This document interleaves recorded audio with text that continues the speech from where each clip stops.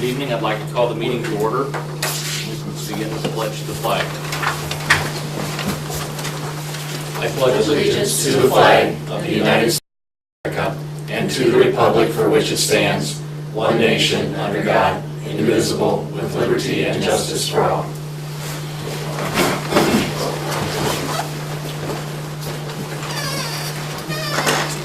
Let's begin with roll call.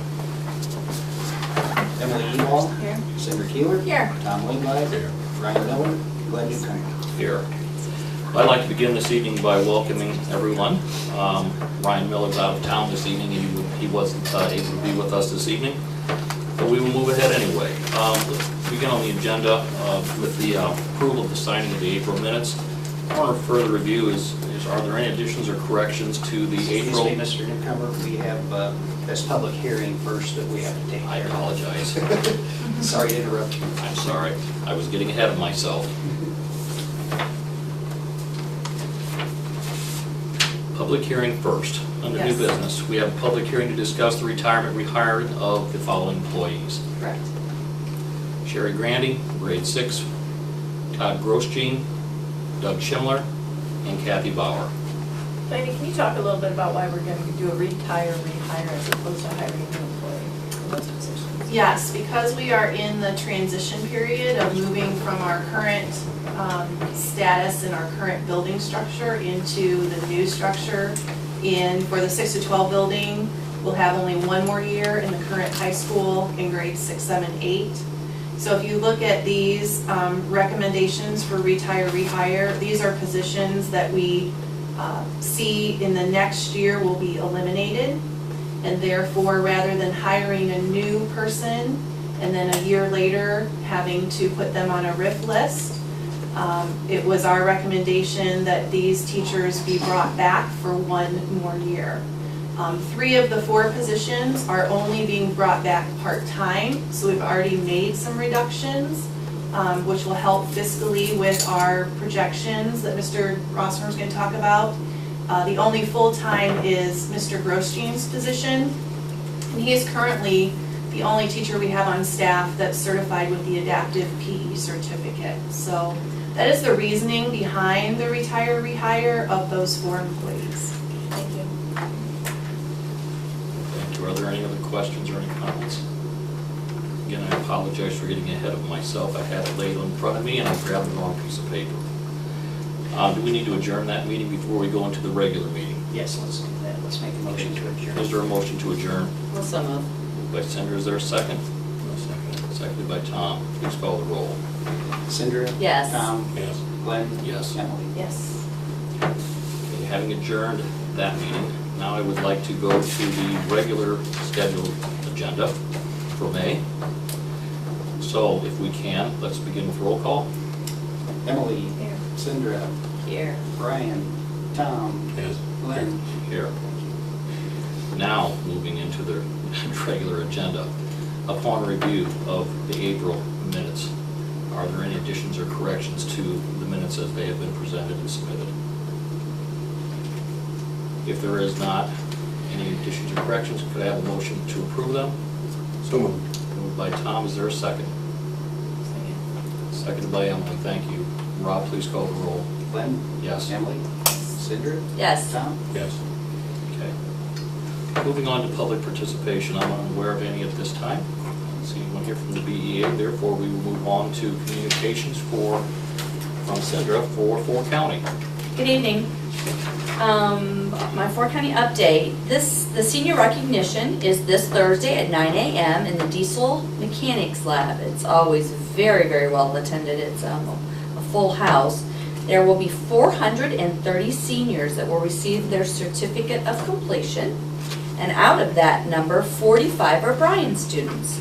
So we want to congratulate those 45 students and wish them the best in their future. And we will see them at our graduation ceremony on May 31st. Otherwise, all's well at 4 County. The trade classes have finished the home, which they build, the carpentry, HVAC, electrical. It's in Evansport, and we will be touring it Thursday, so I'm looking forward to that. Otherwise, the year's wrapping up quickly, and We have a few little remodel things going on, and it's a good year. Great, thank you for that report. Thank you. Moving along, we'll go into the treasurer's report and recommendations for the month. Rob? Okay, thank you. We'll start with some of our financial reports for the month ended April 30th. Our cash reconciliation report, our balances at Farmers and Merchants State Bank totaled $10,539,473. Outstanding checks and adjustments, $283,428. Deposits on hand at Star Ohio, $3,229,884. At Morgan Stanley, $38,569,339. And at State Bank, $4,001,677.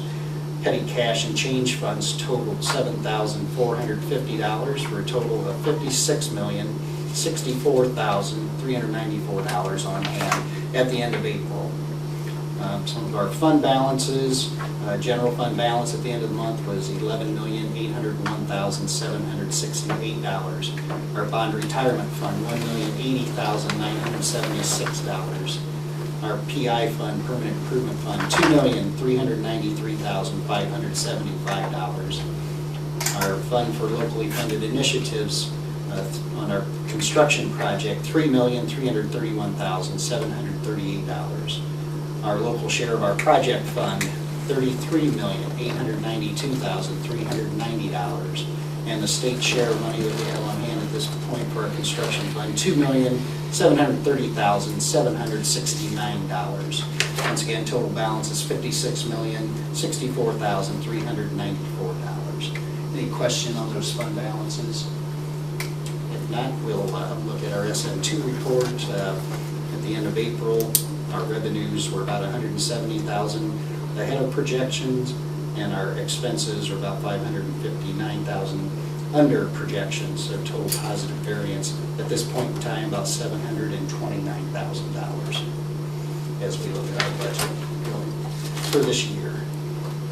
Any questions on those reports? If not, we'll move on to the next item on the agenda, which is authorization from the board to repay the advance of $100,000. This will go back to our general fund from our food service fund. We made this advance, you approved this in October, and I'd like to get this repaid by the end of the fiscal year. So it's something I'd like to take care of next month, or as soon as I can here in May, to get that off of the books. Can you just clarify, Rob, the reason that was necessary for food service? The food service fund last year took a hit. We had 17 calamity days last school year, and on those days we serve no meals and have no revenue, but we still have expenses. Sure. So we saw a reduction in our fund balance as we went into this year, even though we increased our lunch prices for this school year. It's still tight. I'm going to repay this as we go into the summer months, but I might come back again next year, the next fiscal year, and ask for another advance to maybe pass along until the food service department possibly gets going again back on their feet. But we've experienced an increase in food prices, and I think our free and reduced lunch counts are still running right around 50% for the district. 40 and 50, yes. So anyway, that's part of the reasoning for that. Okay, we'll look at amended appropriations next. Our appropriation balance is at the end of April's $31,689,543 for all funds. During the month of April, some of the appropriation changes included a reduction in the general fund of $69,319. I was tweaking some of the utilities and labor and some other things, and made a reduction there. Our food service we increased by $766. Our principal's funds, public service support is an increase of $14,951. Our athletic department, we had an increase of $6,000. Permanent improvement fund, we increased that by $71,558 to handle the bus purchase that we approved last month. BHS indoor concessions, $878, and the OHS AA tournament fund, $9,054. Under student activities, an increase to high art of $2,240, in the class 2019, $8,701. So total increases during the month of $44,827. Any questions regarding those appropriation changes? Not. I'm going to do the donations next, if you don't mind, and then I'll get into the 5-year forecast. We'd like to give recognition to some groups who donated to our school district. Jan Sport donated 50 backpacks to the Bear Bag program. The Academic Booster Club donated $1,000 to the high school yearbook fund. And the Athletic Boosters donated $3,000 to the high school athletic department for cross-country uniforms. Okay, 5-year forecast. Each year we update our 5-year forecast twice, once during the month of May and once in October. This 5-year forecast is a little more challenging to prepare than normal because this is biennial budget year for the state of Ohio. To date, both the governor and the House have provided their versions of the budget bill. Currently, the Senate's working on their version, and that's probably going to differ from both the governor and the House version. Once the Senate passes its version, a conference committee will be created, made up of members of the Senate and the House, to hammer out a budget bill that both the Senate and House will adopt then and send to the governor for his signature. The governor has line item veto authority and may elect to use it on items in the budget that do not meet his approval. As we work through the 5-year forecast, I'm going to point out some of the challenging items that have been presented to us in this year's biennial budget. Revenues, we look at the top part of the 5-year forecast. Our property tax revenue is $6,500,000 for fiscal year 15, and I kept that consistent throughout the budget. Out in fiscal year 18 and 19, you will see a reduction in those 2 years, and that's because of the emergency levy that expires. The revenue from that emergency levy that would be proposed is found down on line 11.02 near the bottom in columns for fiscal year 18 and 19. We just have to replace that money on the budget down there since it's not officially voted in yet. This emergency levy that we're talking about for our district, it expires in December 2017. It generates $1,910,000 a year, and our current property tax millage is 6.8 mils. We currently receive $221,000 of this from personal property replacement money from the state, and that would be equal to about 0.88 mils if we had to replace that with local money. We can place Are they this. talking about buying in budget, what they're going to do with that? They still are talking about, most places that we hear from Columbus, they're talking about the elimination of personal property replacement money, which I'll talk about a little bit more down here in the unrestricted grants. But if we had to replace that with our own local money, it'd be about 8.88 mils. Our next opportunity, first opportunity to put that on the ballot for renewal, it's not a tax increase, it's just a renewal of the current levy, would be November of 2016. So property tax is pretty flat, I mean, based upon the revenues that we're currently receiving. School district income tax, I'm sorry, did someone have a question? I was going to ask, in regards to property tax, are we scheduled to have a change in the valuation of CAUV next year? Next year is a triennial update year in Williams County. Okay, so with the change in that, how does that impact? We could see an increase, a slight increase in our valuation for the district, which is currently about $250 million.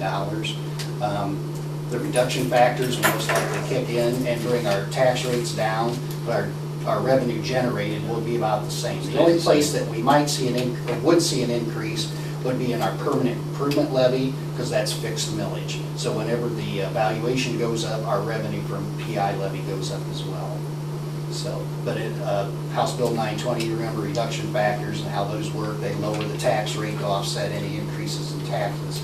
So there is not an increase for the school if those valuations would go up? Not for our general fund. We may see some additional revenue in PI, but not in our general fund. I think that's one of the concerns in the countryside right now, is that change in valuation as it moves forward, because counties around us this last year had substantial increases in the property taxes on agricultural land. Right. So there's a misconception that all that's going to the school. And, well, the other place that it might affect the taxpayers too is our millage is fixed on our bond levy now. We have a bond levy that we didn't used to have. So that bond levy will possibly increase people's taxes because that's pretty well fixed.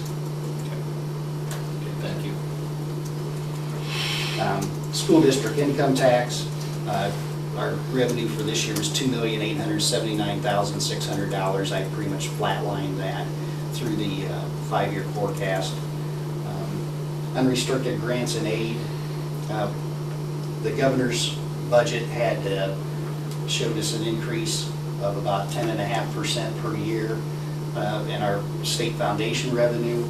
The House version was at 7.5%.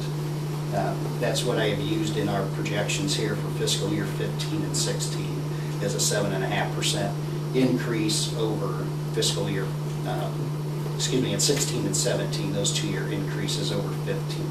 So in fiscal year 16, I've shown an increase of about $450,000 in our unrestricted grants and aid, which is our state foundation. In fiscal year 17, that amounts to about $492,000 is what I projected. And once again, those are based on the House Bill 64 figures. And on fiscal year 18 and 19, I kept it equal to fiscal year 17 at $7,194,000. Moving to property tax allocation, this is where the personal property replacement money is located on our 5-year forecast. As you can see, this year, $2,377,300 is our projected revenue. For fiscal year 16, I've dropped that to $1,128,800. Same for fiscal year 17, and then fiscal year 18, that's $907,000 of revenue. And what I have done is I have pulled out the personal property replacement money in fiscal year 16 and 17, all except the $221,000 that we get from the emergency levy. I've pulled out the rest of it. Our personal property replacement money totals $1,455,000 a year. So we're going to be pulling about $1.2 million out of that revenue. That equals about 7.4% of our general fund revenue each year. So this is a significant reduction in revenue if this is eliminated. If you would transfer or translate that to property tax millage, that's 5.82 mils of property tax. And no discussion about replacement and any kind of. No, there are people down there trying to talk to the legislature how important this money is to local government and school districts. Because it's not just the schools that will be suffering. Correct. This is counties, cities. It's, there's a lot of local government entities, townships that depend on this personal property replacement money, your personal property tax when it was eliminated. This is a significant revenue item for us, and it is a significant game player as we look forward. This will change things drastically should it be eliminated totally. So we're going to I will keep you posted once the budget bill is passed. We'll see what passes through the governor's desk, because I think the governor has no appetite for continuing this, from what I've heard. So, Well, unfortunately, local businesses are still feeling the pinch because they replaced it with a cat tax. The cat tax. So they're still paying the same tax. The only difference is local entities like schools and other local governments are feeling the pinch of it. right. So we will keep you posted on how this all comes out, but it is an important factor as we look at our finances for our school district as well as everyone else.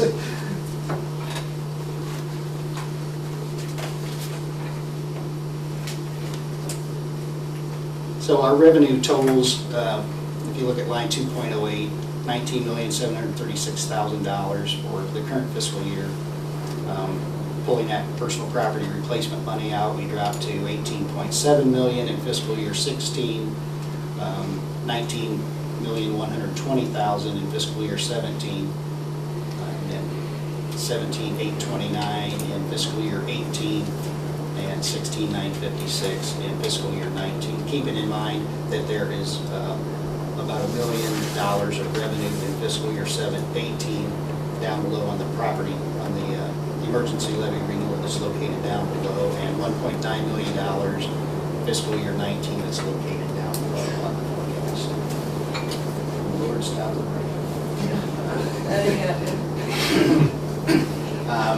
Going to the expense side of our forecast, just to remind everyone of the timeline of things taking place in our district that's having an important impact upon our operations. In June 2016, we will close the Lincoln Elementary building, and we will close the middle school for remodeling. In that year, grades 2 and 3 will move from Lincoln to the old high school for 1 year. Grades 4 and 5 from the middle school will move to the old high school for 1 year, and the Washington Elementary building will remain open. In June of 2017, at the end of that school year, we will close the old high school, and grades 2 to 5 will move to the newly remodeled elementary building. We will close Washington Elementary, and the kindergarten and first grade will move to the remodeled elementary building, and Central will be closed, and the pre-kindergarten class will move to the new elementary building, and special ed offices will move to the new facilities. In August of 2018, we will open remodel middle school, which will be our new elementary. That should be 2017. That we open. Yes. That's right. And as far as Central building, Like only our checking. preschool will be moving out of there, right? Our preschool And the special ed offices. and special ed. But Fountain City still has theirs, as long as we have Correct. these with them, they'll continue in there. That's correct. So August 2017, yes, pre-K to 5 building will open. Thank you for that correction. Personal services, we're looking at some reduction in administrative staff starting next year. Mrs. Savage has made some restructuring, taking care of some restructuring of our administrative staff. That's going to be a reduction right off the bat next year of about $188,000. As we look across that personal service line 3.01, you might notice in fiscal year 2017, our expenses jump to $12 million from $11.6 million the year before. The reason for that is it's an odd thing, but it's a year where we have 27 pays. We have 27 payrolls in that cycle for that fiscal year, so our expenses will be a little bit higher on wages and fringe benefits than normal. And then in fiscal year 18, some of the reductions that we're going to realize from being down to 2 buildings will start to take place. So we are estimating maybe some reduction in expenses of maybe about $198,000 based upon rough estimates at this point in time. Retirement insurance benefits, the next line, we are budgeting 9% increases in health insurance for our Access Plus policy and 5% increases in our high deductible insurance plan and 2% increases in vision insurance. Operating expense changes in fiscal year 18, when we open the new buildings, I put a reduction in a repair expense of about $30,000 a year just because we'll be in new facilities and we shouldn't have anything that needs repaired, so to speak. We might have some possible minor savings in utility expenses due to some of the closures of the old buildings and possible reduction in custodial supply accounts as we transition from some of the paper products to air hand dryers and things like that. So possible reductions that we budgeted here in fiscal 18 total about $439,000 per year. Line 6.01, we provide you with our surplus or deficit spending projections. It looks like for fiscal year 15, we will be have a surplus of $96,000. I do not anticipate us spending all the money that's appropriated up above. As you know, usually we come back with, $300,000-$400,000 that is not spent above and beyond what we're projecting here. So we'll keep you posted on that and bring you up to date in July when we close the books for the year. But think we're going to close this year in good, solid fiscal condition and have a surplus. Next year, as we move out, you can see that deficit spending starts to creep in. Of course, all this is contingent upon our revenues, what they do with personal property replacement money, but at this point in time, we're projecting about an $809,000 deficit in fiscal year 16, about $906,000 in fiscal year 17. Fiscal year 18 shows $1,586,000 as a deficit, but you take into account the revenue below $1,050,000, that number changes to a deficit of $536,000. And the next year, we show a deficit at $2,710,000. Once again, if you take into account the revenue down below from our emergency levy, add that back in, that's a deficit of about $801,000. So as we look at the bottom line and our cash reserves, we're estimating that we'll end this year with $10,328,000 of unencumbered money. That's 191 days of operating cash based upon our current operating expenses, which is about a half a year. And that puts us in a very strong position. It's like, that's about where I want to be. I'd like to have about a 6-month carryover balance at any point in time. But I think our district is in good shape right now. As we move out and look at fiscal year 19, we're projecting a carryover balance of $7,276,000. That's about 135 days of cash, or about 3.37 a year. So that's our 5-year forecast. Once again, contingent upon what the state does with this operating budget, biennial budget, and I will keep you up to date as that budget gets passed and how it reflects and changes these numbers. So It's pretty critical from looking at the 5-year forecast, Rob, that it's going to be crucial to pass that renewal when it comes up in 17 as well. right, our operating, our emergency operating levy, as we said during the bond levy campaign, is a vital piece of our operations here, and we can't live without that. And you can see that, especially if that personal property replacement money goes away, without that emergency levy, it would get very ugly in a hurry. So. Thank you. Any other questions regarding the 5-year forecast? I'm sorry it takes so long to go through that, but that's the way it is. Let me get back to my agenda. Anything else in that part of your report? I think that takes care of that part of the report, Mr. Montgomery. Okay, well, again, thank you so much for that information. We realize that tremendous amount of work and time and effort's going into the preparation for that 5-year forecast. We rely on that heavily to, as we look forward. It's very important for us to make sure that we do all that we can to be good stewards of the taxpayers' dollars. Okay, with that, we need to have 2 different motions here at first, but is there a motion supporting the current recommendations of the treasurer? Moved by Emily. Is there a second, please? Second. Seconded by Sandra, please. Glenn? Yes. Emily? Yes. Sandra? Yes. Tom? Yes. Thank you. And finally, on my report tonight, I have 2 recommendations. They're relating to personnel. The first one is a student summer worker, custodian on as-needed basis at minimum wage, Tori Savage, and then assistant girls tennis coach, Chad Savage. Mrs. Savage is not allowed to make these recommendations for the ethics rules, and as a result of that, I'm taking care of that matter for the board. Thank you. Is there a motion supporting the recommendation? So moved. Moved by Tom. Is there a second? Second. Seconded by Sandra. Please call the roll. Emily? Yes. Sandra? Yes. Tom? Yes. Glenn? Yes. Thank you. That concludes my report. Thank you. Thank you very much. Moving on into old business.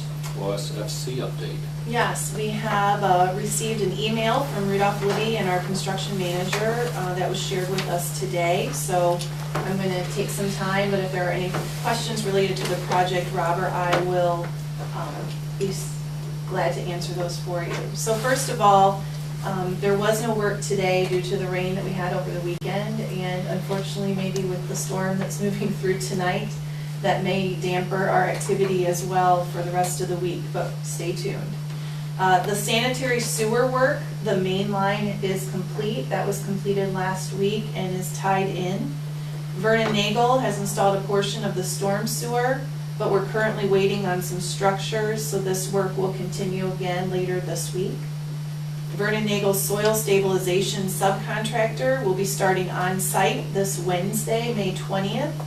They will be using some soil stabilization methods to stabilize the building pad, the east drive, and the east parking lot next to what they call Trailer City. They will be completing this late this week or early next week, again, dependent upon the weather conditions. The stone pad for Trailer City is complete and the power service has been run.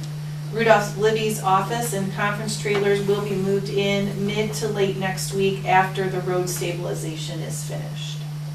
The soil stabilization will use up some of the float time we have on our project schedule, but currently is not projected to impact any critical path activities. Foundation work with Baker Schindler is currently scheduled to start on Tuesday, May 26th. And bid package 2 for our 6 to 12 building has been sent out and proposals will be received until June 8th. So that is our latest update from our construction managers at Rudolph Libby. Our next core meeting will be held this Thursday. We'll have updates and the state representative will be here with us at that time as well. Any questions related to the project? No? No Okay. questions at this time. Great, then we'll move into superintendent recommendations. It is May and it's time to celebrate. It's hard to believe that we're almost through another school year. So we have many, many students with some outstanding recognition this month. Starting with our high school a cappella choir and director Ben Lupo. They received a superior rating of 1 at the OMEA state adjudicated event. So this was the first time in 5 years, according to Mr. Lupo, that one of our choral music has been recognized at the state level. So congratulations to them. We have May Kiwanis Students of the Month. We have our May Students of Action. We have our Bryan and Defiance Rotary World Community Workshop participants. Our 4-county student honors. The Numeracy Challenge. We had a first place winner in health careers, Tiana Jones, and a third place winner, Nicolin Kennedy, with veterinary assistant. Our Williams County Knowledge Bowl team placed 5th at the state contest with the CDI program. Our Bryan 4-county students of the month, our National Technical Honor Society students, our FCCLA state gold medalist, Kyla Wheeler. We'd like to recognize our BHS 2015-16 class officers and student council members and wish them luck as they assume their leadership roles for next year. We had a school record set in the boys 100-meter dash by Alex Dolan, and we have our athletes of the week. At the middle school, we have our character student trait for flexibility for grades 4 through 8, along with grades 4, 5, and 6, Ike's Top Dogs. We have Lincoln and Washington character trait student commendations for flexibility, along with our PE Gold Slip winners. We have grades K-2 art students, which their work was selected to be published in the 2015 Spring Celebrating Art Contest. So we congratulate those young budding artists, as well as our grades 3 to 5 art students who were selected for the same national event. And because we're getting towards the end of the year, we would like to offer commendation to our employees who will be retiring at the end of the school year.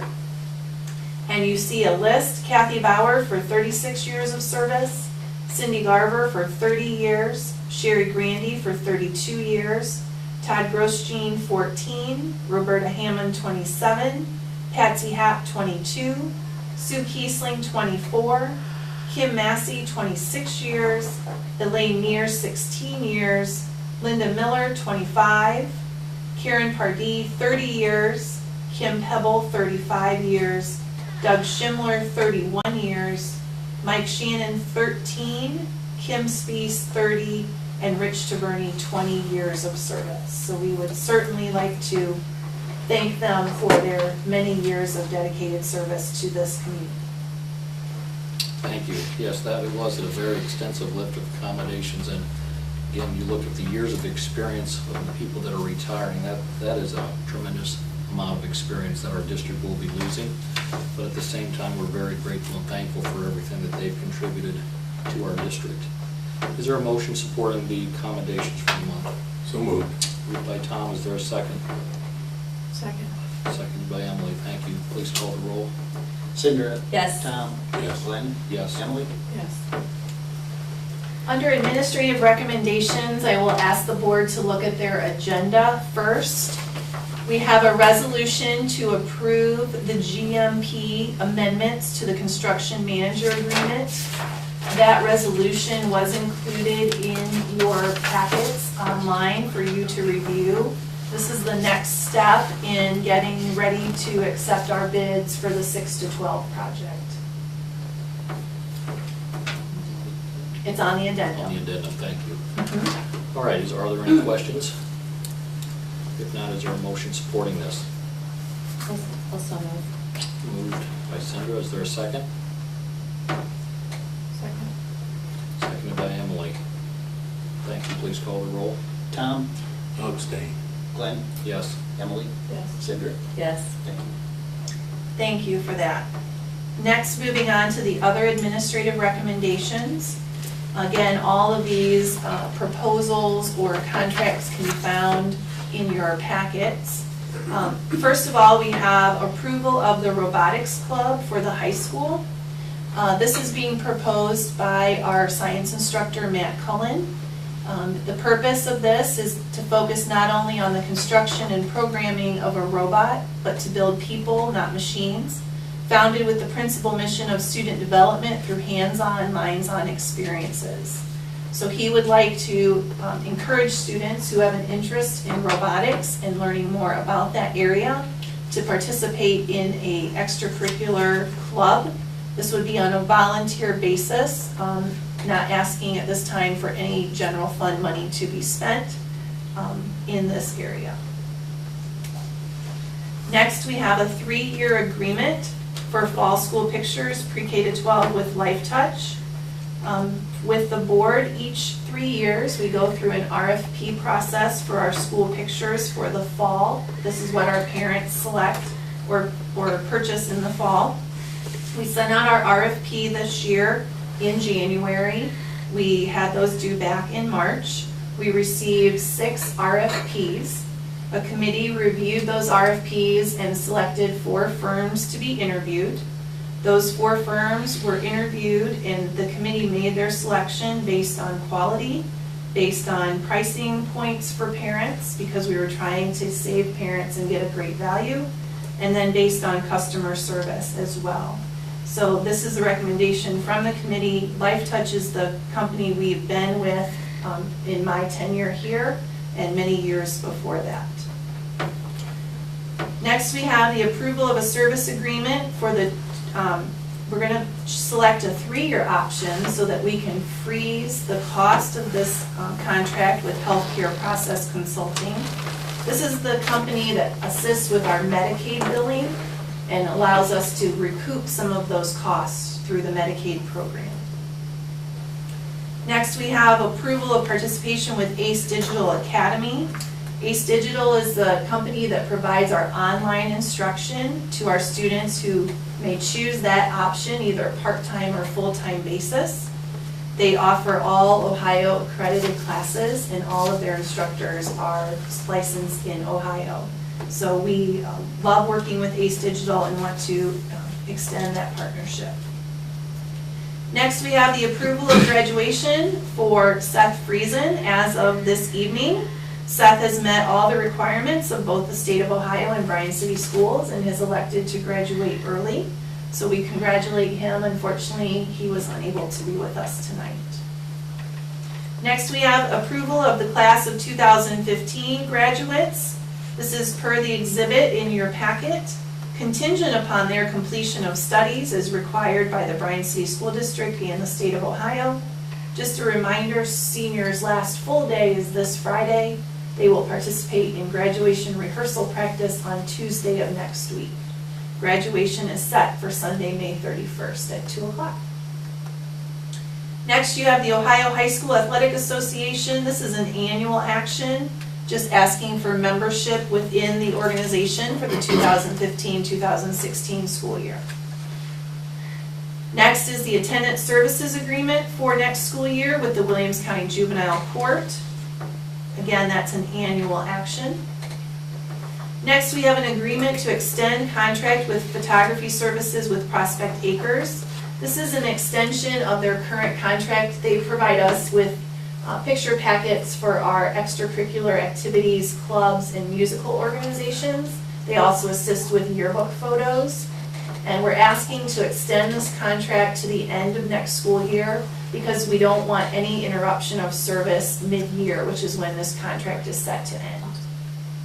And then our coordinators for fiscal year 2015-16, we'll have prevailing wage will be our treasurer, Title IX will be our director of secondary education, Section 504 will be our director of federal grants and operations, our asbestos is our head of mechanical maintenance, ADA is our head of mechanical maintenance,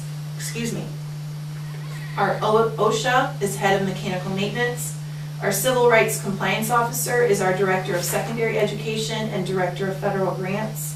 Our anti-harassment compliance is our director of elementary education and our director of federal grants. And our homeless liaison is our director of federal grants. And I'll entertain any questions regarding any of those contracts or recommendations at this time. Are there any questions for the superintendent? If not, could I have a motion supporting the administrative recommendations for the month? So moved. Moved by Tom, is there a second? A second. Seconded by Sandra. Please call the roll. Glenn? Yes. Emily? Yes. Cinder? Yes. Tom? Yes. Thank you. Under personnel recommendations, again, there's quite a lengthy list and there are some changes on the addendum. So if you have a question, please stop me. Otherwise, I'll just try to take it one at a time. First, we have a resolution to initiate procedures under Ohio law for the retirement and reemployment of Kim Massey. As you know, last month we had Kim's retirement and we are looking to reemploy her for a 1-year period. And we'll act on that separately. So we'll start there. Thank you. Is there a motion supporting that recommendation? So moved. Moved by Emily. Is there a second? Second. Seconded by Tom. Please call the roll. Glenn? Yes. Emily? Yes. Cinder? Yes. Tom? Yes. We have approval of FMLA leave for 3 of our employees. We have a resignation for the purpose of retirement. Elaine Meir, who's currently a high school MD classroom aide, will be retiring effective July 31st. We have a resignation of Zach Gierke as a grade 5 classroom teacher effective June 30th. We also have on the addendum a resignation of Audra Manriquez, elementary middle school art teacher effective June 30th. And Amy Brandt, ASP clerk at St. Patrick's School effective May 14th. We would like to offer an administrative contract effective August 1st to Bryan Arnold as an administrator in our 6 to 12 building. We'd like to offer a 1-year limited teaching contract to Matt Cullen.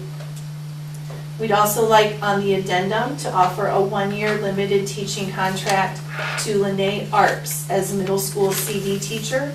Lene comes to us with a bachelor's degree, 0 years experience, and will be on the A1 salary schedule. In addition to Lene, I'm recommending that we hire under 1-year limited teaching contracts Chris Hoopy as kindergarten intervention teacher. She comes to us with a master's and we'll put her at the 10 years experience level on the A1 salary schedule. Grant Redhead as middle school social studies teacher, bachelor's degree, 10 years experience on the A1 salary schedule. Jamie Schaffner, grade 6, science and social studies teacher with a master's and 10 years experience on the A1 salary schedule. Nathan Keel, high school business and tech teacher, master's degree, 5 years experience on the A1 salary schedule. And Casey Clemens, grade 3 intervention teacher, bachelor's degree, 3 years experience on the A1 salary schedule. I'd also like to transfer Nikki Malanga to the grade 5 math social studies position that just opened this year. Going back on the regular agenda, summer student custodial workers on an as-needed basis at minimum wage. Julia Hines, Colin Homey, Adam Hugg, Nolan Quigley, Parker Roofer, Olivia Smith, Faith Stambaugh, and Paige Taylor. Summer student tech workers on an as-needed basis at minimum wage. Jacob Altaffer, Parker Harris, Brandon Mojica, Levi Wise. Transfer of certificated personnel effective for next school year. Joe Tucker to grade 1 reading social studies teacher, Beth Klingeman to grade 5 math teacher, Dan Slagle to grade 5 intervention teacher, Bridget Roofer to Lincoln CD classroom teacher, and Britton Bosco to grade 5 science and social studies teacher. High school summer school subs, Jen Grant and Jason Selhorse. Summer step ahead teachers for the high school. This is if they meet the enrollment requirements of those classes. Diane Elsinger, Robert Lakes, Amy Johnson, and Candy Snyder.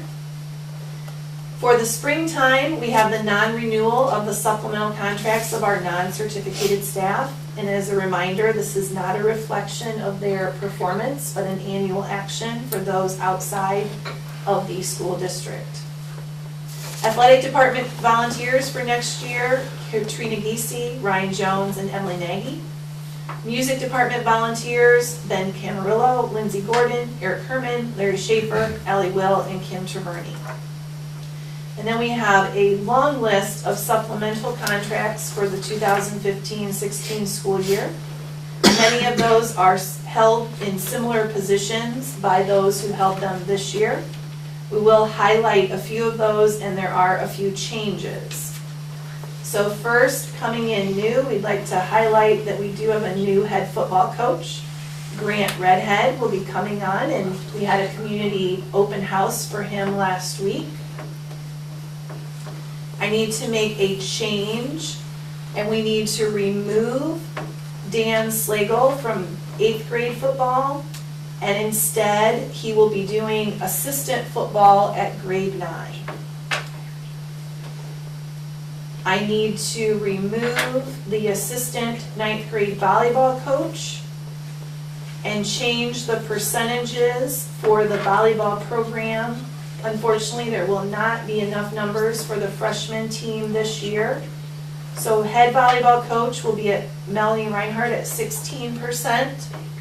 Assistant varsity will be Bridget Kuzmal at 13%. And assistant JV volleyball will be Amy Dickinson at 13%. I need to remove Lydia Stavely as junior high volleyball coach. And I need to remove at this time Kim Pebble as weight room coordinator. Kim plans to come back, however, because of the retirement, we're going to wait and act on her contract in August once her 60-day no contact period is up. So we plan on hiring Kim, but we want to make sure we don't mess up her retirement. And then the last change, and I believe I have them all then, we would like to add as head wrestling coach, Jeremy Sufel. Okay, Questions? that was an extensive list. Yes. A lot of personnel changes. On the agenda, you have Bridget. Buchanan, it's a Buchanan, name right. change, yes. It should be Bridget Kuzma. Same person, just a correction on the name.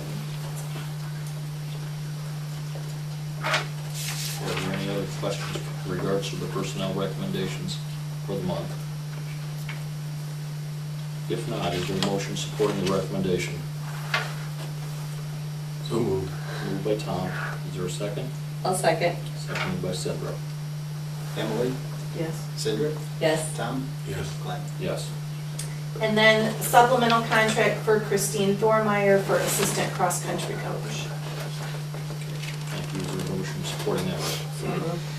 So moved by Emily, seconded by Yes. I'll Sandra. second. Thank you. Please call the roll.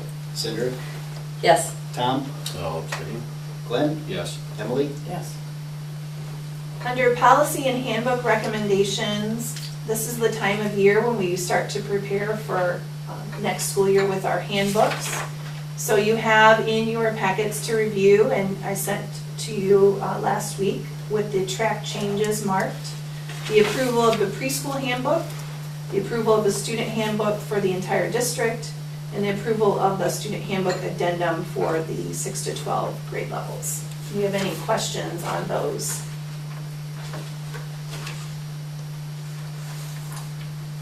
If not, is there a motion supporting the policy handbook recommendations? So moved. Moved by Tom. Second? A second. Second by Sandra, thank you. Tom? Yes. Glenn? Yes. Emily?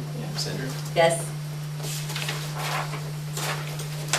And finally, under board policy updates, we have the second reading and approval of the following board items. And I would like to take a moment to point out that, as a reminder, we looked at policy 9211, which is our district booster organization, and did some work on that internally, as well as policy 2430.02. There was a change in the participation language. And then, not numbered yet until this is voted on and approved, but our new student random drug testing policy is included in this quarterly renewal with Neola. Those are the three that we worked on internally. The other policies that you see were recommendations made on state law changes. Okay. Are there any questions or comments? If not, is there a motion supporting the second reading approval of the new board policies? Also moved. Moved by Sandra, is there a second? Seconded by Emily. Please call the roll, thank you. Glenn? Yes. Emily? Yes. Sandra? Yes. Tom? Yes. Okay, my only legislative finance update is going to refer back to what Rob discussed with the 5-year forecast, in the fact that we're just continuing to monitor that to see what the final numbers are going to be. So along with the amounts in the personal tangible property tax that we're watching, there is a considerable amount of educational reform in the bill as well, which also keeps changing.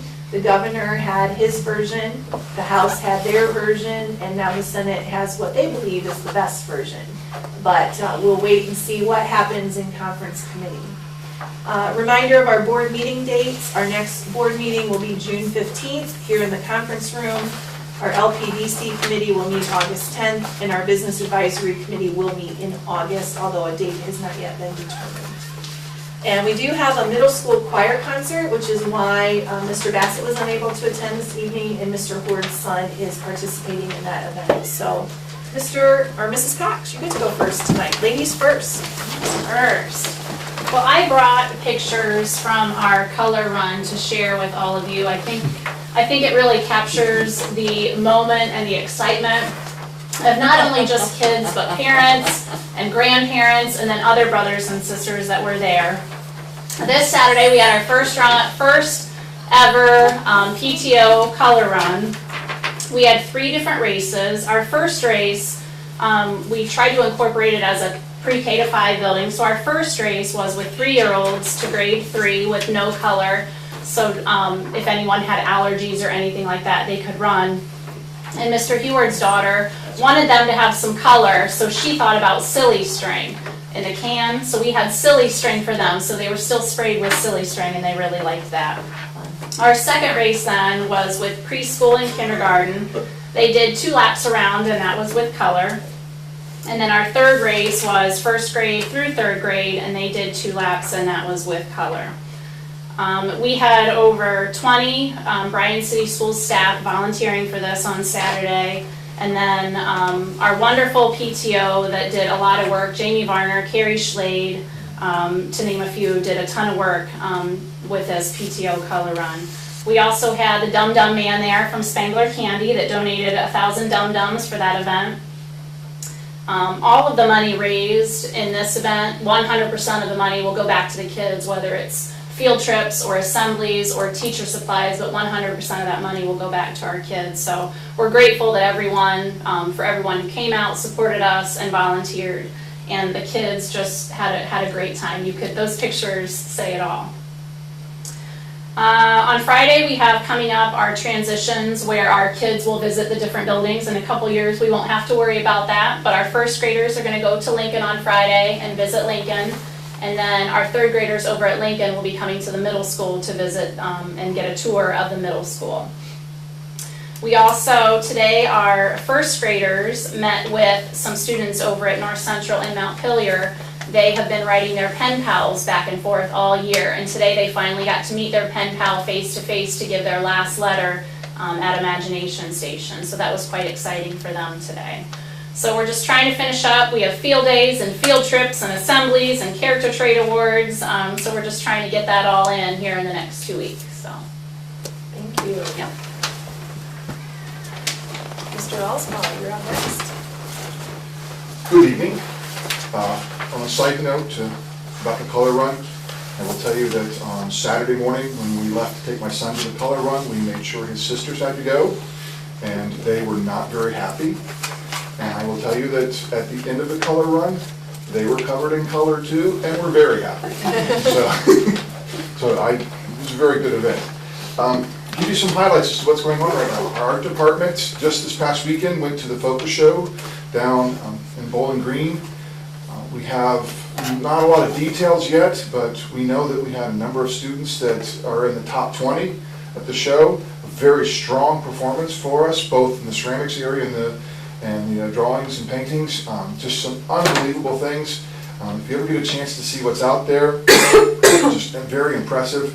Mr. Neff and Mr. Knott do an incredible job, and our students did an incredible job at the Focus Show, to the point that some of the area art teachers are rather upset with them and accuse them of hiring ringers.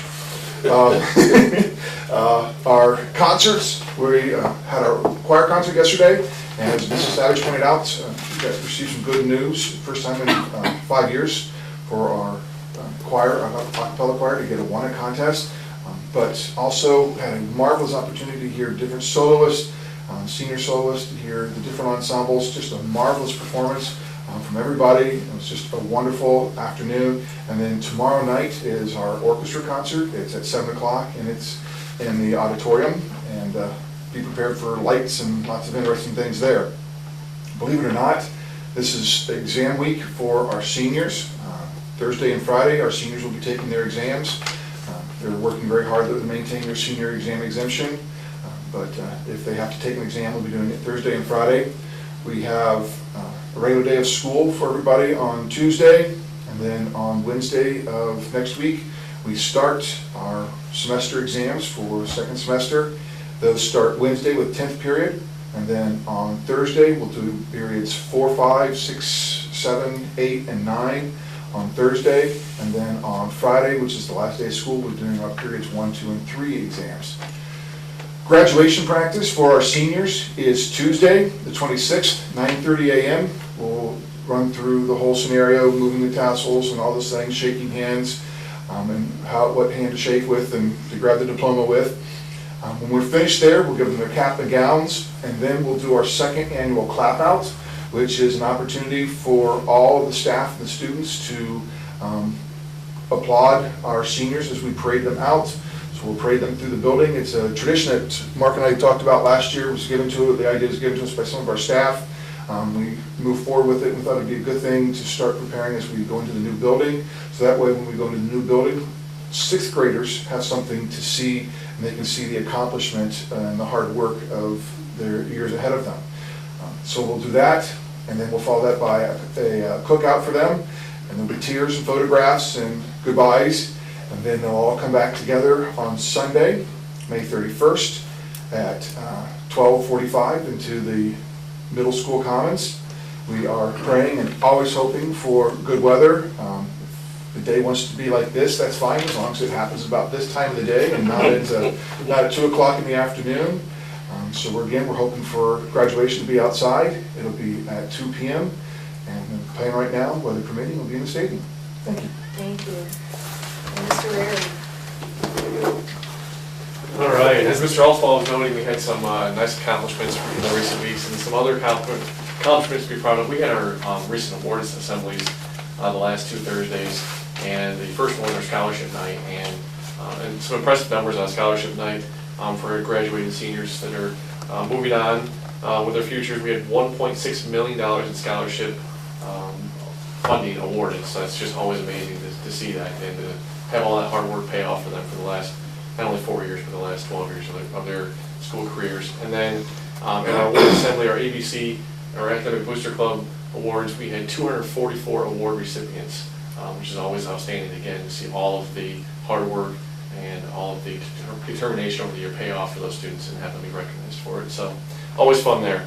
Athletically, we are also having some successes. Our baseball team is scheduled to play on Thursday of this week at Archbold against Wasion, 7 o'clock in the sectionals, and they are earning their way into the tournament with some nice seedings as they finished 8-0 in the NWOAL for first place in the league, so outstanding job to them. Our softball team also had an outstanding season. They came up just shy of first place, in second place for the finish in the league, but they just had a phenomenal season, and things have just recently wrapped up over the weekend with their tournament. Tennis, we are finishing strong as well. We have one individual moving on in our districts, and that's at BGSU later this week, so we're going to hope he can continue. It's our doubles team. It's our doubles team, sorry, Yes. our doubles team. Yes. Yep, and hopefully they can move on in our districts at BGSU. And then also track districts start this week, so we'll see who we can get to advance on. We always tell people don't blink as Alex Dolan is running by, so we're hoping he can continue to advance as well past districts and into regionals. As we approach after graduation and after all these upcoming events, I do want to make note that summer school at the high school level is scheduled to start June 1st. There is still time to apply, so if you're looking to take a summer school course, please don't hesitate to contact me at the high school and we can get you enrolled and get you in class there. That runs June 1st through June 26th.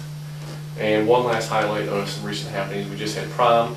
We did have some rain pass through with our prom over the weekend, but everything went nice. It was a night in New York with the theme, and kids really enjoyed themselves. And other than the rain, it was a really nice night. So, thank you. Thank you so much for those reports. It's always so nice to hear of all of the positive things happening at the end of the school year, all of the success that the students are having, whether it's athletic or scholastically. We are all very, very proud of them as a community. We do have a need now to go into executive session. It'll be under item A, under employment of personnel, employment component of that. I don't believe any action will be taken, but does anyone have anything else they would like to talk about this evening before we adjourn? If not, I'd like to thank everyone for attending and watching, and we will see you again next month. Thank you. Have a motion, please. Motion for adjournment. Executive session, please. For executive session. I am not with it tonight. I apologize. The rain is distracting me, I'm sorry. Do I have a motion to go into executive session for that? Moved by Tom. Is there a second? I'll second. Seconded by Sandra. Please call the roll. Glenn? Yes. Emily? Yes. Cedric? Yes. Tom? Thank you. Again, no action is anticipated, and again, thank you for coming.